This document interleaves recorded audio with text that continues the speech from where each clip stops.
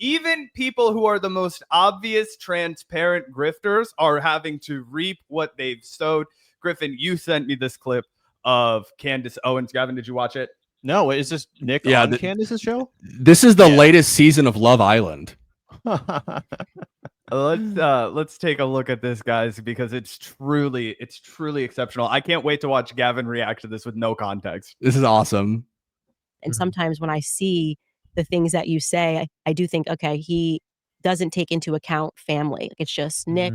Nick is in his own world, which can be, I think, a quite selfish perspective, which is fine. That's what you're saying. You like being selfish is another way to say what you just said. I like being selfish and I don't want to give of myself to somebody else.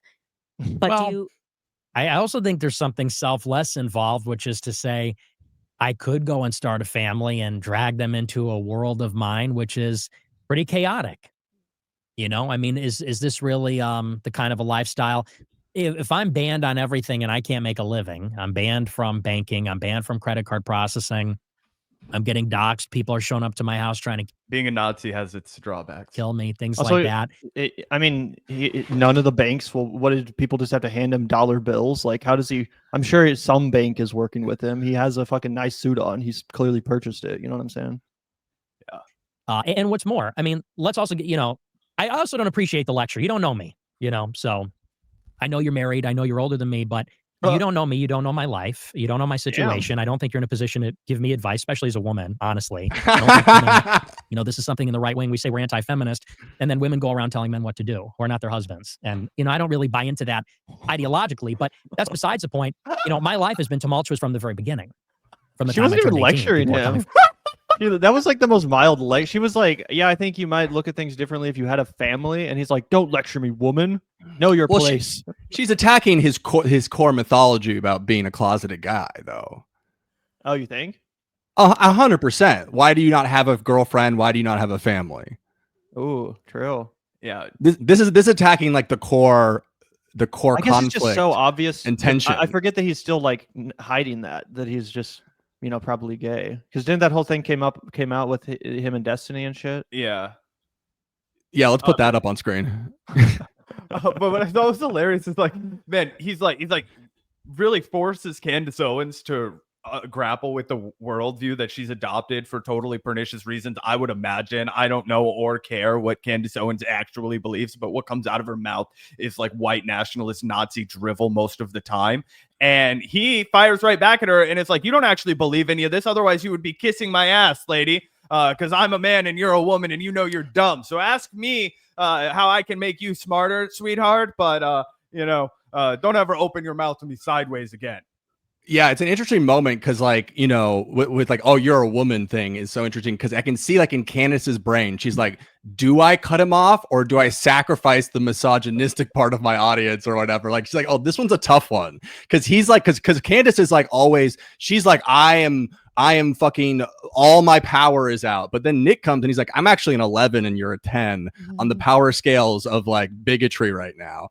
And she's like, oh shit. Like, I guess I have to be okay with that. Does it get more awkward? Do they keep going? Yeah, keep going. Trying to get me. And I was kicked out of college. And then, you know, once you're branded as an anti-Semite before it became cool or popular, can't get a job, can't make a living, get banned from PayPal, all this kind of stuff.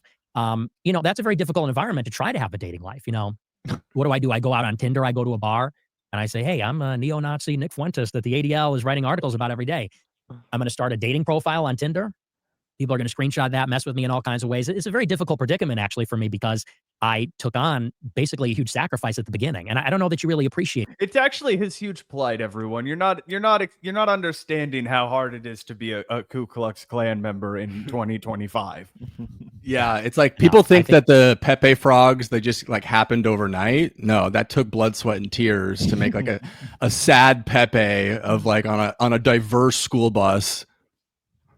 Also, like literally one person like a year ago came up to his house and then he immediately pepper sprayed that person. Like, he's acting like people are coming up to him every day and trying to kill him and like he's so oppressed. Like, bro, you get a fucking rant about how much you hate the Jews once a week and get paid handsomely for it from the comfort of your air-conditioned shitty ass fucking mansion or whatever. Like, give me a break. I think a lot of people would take the cons to access those pros. If you didn't have to be a fucking white nationalist neo-Nazi, which I also think is interesting. He feels so comfortable right now. He just calls himself like a neo-Nazi, right? Back in the day, people used to pretend that they weren't racist. I'm not. Well, he was saying that as if like that's what the media calls me. So what am I supposed to do? Go out and make a Tinder profile or what? Like I don't think he actually was saying he's those things, but he should. I mean, he is literally just a Nazi. I don't know why he doesn't just identify as such if he's not. Yeah.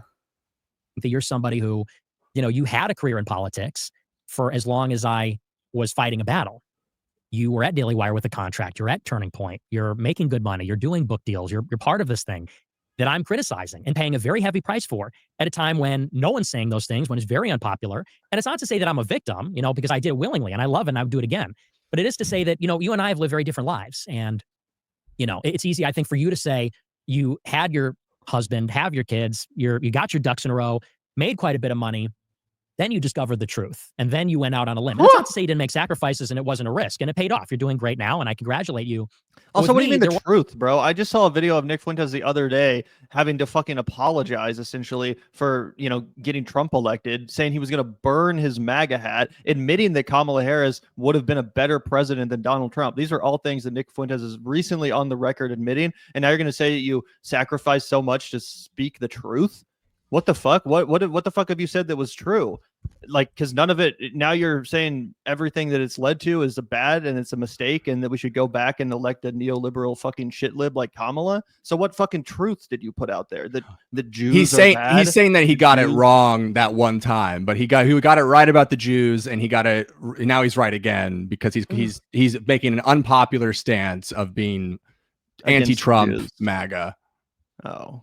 Yeah, it's crazy. It's crazy that there's such a bustling audience for this. Every time I look at Candace Owens' numbers, I'm like, holy shit, you are actually pulling in a fuckload. Oh my God. It's worthwhile to react to this, right? It's worthwhile to react to this because Nick Fuentes has somehow sustained a profile through all of this. He has somehow sustained not just a regular underground audience, but he's within arm's reach of people like Candace Owens. Like at this point, when do we see him on the Joe Rogan Experience, right? Oh yeah, a lot of people think you have problematic ideas, bro.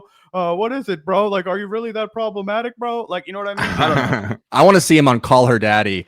Yeah, like with Candace, I told you guys this, but I have met multiple liberal women out here in Los Angeles recently that love Candace Owens. Candace Owens has tapped in to something greater than just the politics sphere. What she's tapped into is an adjacent true crime genre of entertainment where she's doing the Weinstein shit. Well, everything. I mean, it started with Brigitte. Brigitte was like the big blow up. And yeah. I've talked to so many liberal women that love listening to that thing because it combines a big part of what women mainly listen to in podcasting, which is true crime, and it's sort of gossip raggy, and it's not always politics first. It's dirt and scandal. And yeah, she's just like been blowing up recently among those women. That's insane. I mean, I am aware of the fact that she has been blowing up, but liberal women in Los Angeles are accepting somebody who says Harvey Weinstein was a victim and Me Too was fake. Like, what is in the water over there, dude? Yeah, it's the seed oils. RFK let us down. Did you know RFK hired a seed oil guy? Come on. I guess my big question is because like I don't want to just again sit here and put my head in the sand and be like, just because people on the right wing, like Tucker Carlson, for example, just because they said things I horribly disagreed with like 10 years ago, doesn't mean they can never change. Obviously they can. And I do think it's worth admitting that some of these people are on a trajectory of some sort, but I'm interested into where it's heading and I'm skeptical as to where it's heading. Like Tucker, for example, he was just like praising Zoran. He's saying some of the right things about the war, definitely did that interview with Ted Cruz, but it's like, where do you think he's heading?